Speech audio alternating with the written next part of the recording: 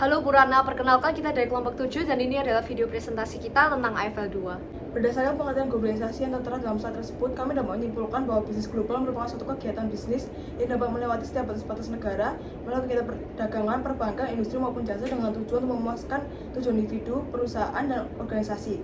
Salah satu faktor yang mendorong bisnis global yaitu adanya perbedaan kekayaan sumber daya alam antar negara.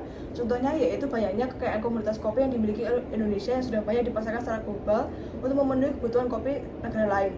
Berdasarkan laporan statistik Indonesia 2023 dari Badan Pusat Statistik, produksi kopi di Indonesia pada tahun 2022 mengalami peningkatan sebanyak 1% dengan angka 794,8 ribu ton dengan nilai ekspor sebesar 1.877,3 juta US dollar pada tahun 2022 berdasarkan satu data kemendak.go.id. Karena itu kami memilih produk kopi celup untuk memanfaatkan kekayaan tersebut seperti yang dilakukan oleh UMKM Bakpur yang memiliki 3 level produk seperti berikut. Augmented menggunakan 100% kopi Robusta Lampung, Aktual berbentuk kopi celup tanpa ampas dengan varian rasa kopi celup buah yang hari dan original, kemudian dikemas dengan packaging ziplock paper bag hitam dengan kesan simpel modern dan membuat banyak informasi terkait deskripsi produk.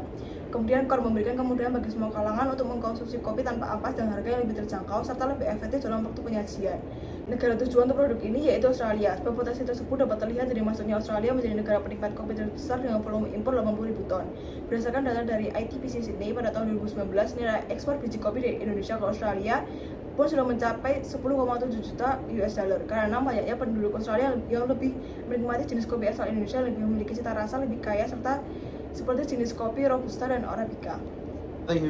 Strategi wilayah yang cocok dengan produk kopi celup yang kami tawarkan adalah strategi wilayah lokalisasi.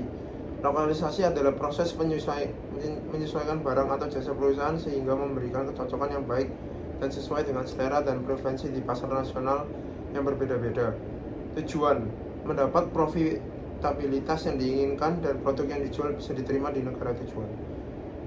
Produk yaitu adalah produk kami yaitu kopi celup. Kopi celup yang kami jual ke Australia akan mengalami lokalisasi sehingga kopi celup ini bisa dinikmati oleh warga Australia dan sudah disesuaikan dengan cita rasa khas Australia. Produk kami berasal dari biji kopi jenis Arabica dan Robusta di mana sangat diminati oleh penduduk dunia khususnya penduduk Australia. Kami juga menjual kopi celup karena generasi milenial tidak menyukai kopi yang berampas dan tidak ingin ribet sehingga disesuaikan sesuai kebutuhan.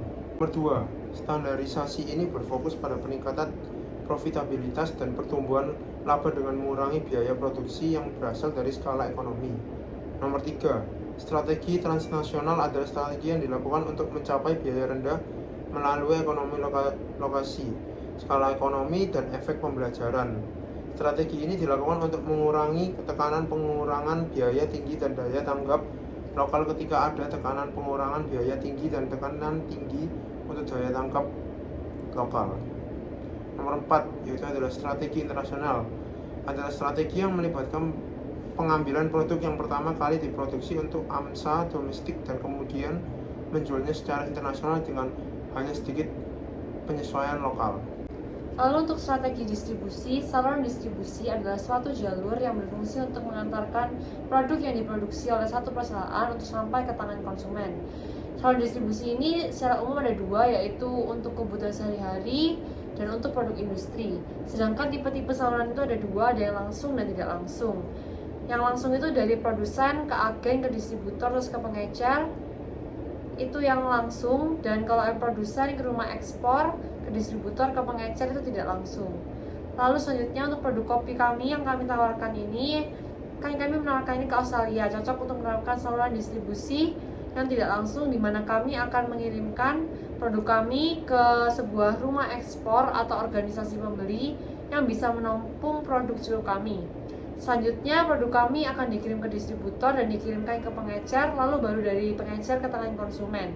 Hal ini karena produk kami kan berasal dari Indonesia, sehingga untuk melakukan ekspor metode yang paling efektif adalah distribusi tidak langsung, karena ada export house atau buying organization yang akan membantu kami dalam memasarkan kopi celup yang kami tawarkan. Selanjutnya untuk strategi komunikasi ada 2 jenis, yaitu push dan pull. Push ini biasanya untuk barang kompleks dan untuk perusahaan distribusi yang pendek, sedangkan pull ini berfokus pada pemasaran yang bisa dipasarkan oleh media massa. Untuk strategi komunikasi produksi kopi celup kami ini dilakukan strategi pull, di mana kami akan menjual kopi celup kami, yaitu dia kan produk consumer goods dan produk sehari-hari, sehingga pool strategi lebih cocok untuk produk kami. Dan produk kami akan kami promosikan melalui sosial media dan internet dan media online lainnya, sehingga bisa dijangkau oleh orang banyak dan juga bisa dikenal orang banyak. Ada beberapa strategi di mana suatu produk bisa masuk. Yang pertama adalah strategi ekspor. Strategi ekspor adalah kegiatan pengiriman suatu barang dari suatu negara ke luar negeri. Dan di sini produsen kopi di negara asal dapat mengekspor produk kopi tersebut ke Australia dan menjualnya di sana. Namun, penjual juga harus memikirkan tentang biaya pengiriman, peraturan biaya cukai, dan juga biaya tambahan untuk melakukan pemasaran di pasar Australia. Yang kedua adalah licensing. Ini adalah strategi masuk pasar pada saat pemegang merek memberikan izin atau lisensi kepada perusahaan atau individu di negara lain untuk memproduksi dan melakukan pemasaran produk mereka di negara tersebut.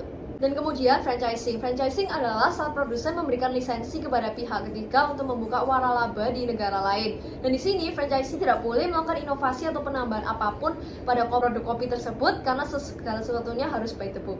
Dan kemudian ada turnkey project. Ini adalah strategi di mana produsen membangun dan mengoperasikan pabrik mereka di negara lain untuk memproduksi produk kopi mereka. Dan di sini produsen kopi bisa membangun pabrik di Australia untuk mendapat melakukan produksi kopi tersebut dan menjualnya di sana. Kemudian ada contract manufacturing. Jadi ini adalah di mana produsen memproduksi produk untuk merek pihak ketiga. Produsen kopi dapat memproduksi kopi untuk merek lain di Australia dan mereka akan menerima pembayaran dari merek pihak ketiga untuk memproduksi tersebut. Dan ada manajemen kontrak. Di sini adalah ketika produsen kopi menyediakan jasa manajemen untuk perusahaan kopi di Australia, sehingga produsen akan menerima pembayaran atas jasa manajemen ini untuk perusahaan kopi di Australia ini. Dan kita bisa mengkonklusikan bahwa dari semua strategi yang telah dijelaskan, untuk mengekspor produk tidak ada strategi yang paling bagus karena ada sisi positif dan negatifnya. Namun jikalau disuruh milih salah satu, kami akan memilih strategi ekspor karena strategi ini memiliki biaya yang rendah dan mudah untuk dilakukan. Dengan ini produsen bisa menghemat biaya produksi karena produk kopi yang diekspor ini diproduksi di negara yang harganya lebih murah dan hanya perlu diimpor ke Australia dengan harga yang lebih tinggi. Strategi sumber daya manusia yang kami lakukan yaitu ada 4 langkah. Pertama yaitu tahap staffing policies. Kami lebih menggunakan pendekatan geosentris dengan lebih melihat seberapa besar kompetensinya untuk bisa memberikan kontribusi yang besar terhadap peningkatan perusahaan. Seperti yang diketahui bahwa Australia merupakan negara yang sebagian besar penduduknya merupakan kelompok migran, bahkan masih menjadi negara yang banyak menerima pekerja mancanegara, terutama pekerja dari Cina, yang cenderung sudah memiliki kompetensi dan pengalaman yang tinggi dalam dunia kerja. Namun langkah kedua yaitu performance evaluation, di mana perusahaan sudah menetapkan standar untuk mengukur apakah karyawan yang direkrut benar-benar memiliki kompetensi yang sesuai dengan posisi kunci perusahaan. Kemudian langkah yang ketiga yaitu memberikan training dan pengembangan pada setiap karyawan yang belum mampu memenuhi standar perusahaan dengan tujuan untuk meningkatkan keterampilan yang telah dimiliki oleh setiap karyawan. Langkah yang keempat yaitu berkaitan dengan gaji dan kompensasi karena menggunakan pendekatan geosentris yang secara langsung memiliki karyawan yang berasal dari berbagai negara. Maka pemberian gaji tidak boleh didasarkan pada dari mana karyawan tersebut berasal agar bersifat lebih adil. Namun untuk pemberian kompensasi berupa uang saku atau bonus, perusahaan perlu mempertimbangkan dari negara mana mereka berasal dan disesuaikan dengan mata uang negaranya. Hal tersebut perlu dilakukan sebagai bentuk penyederhanaan kompensasi di seluruh perusahaan. Karena penyesuaian tersebut dapat mengurangi biaya pajak penghasilan di negara tempat anak perusahaan berada. Sekian presentasi dari kami, terima kasih.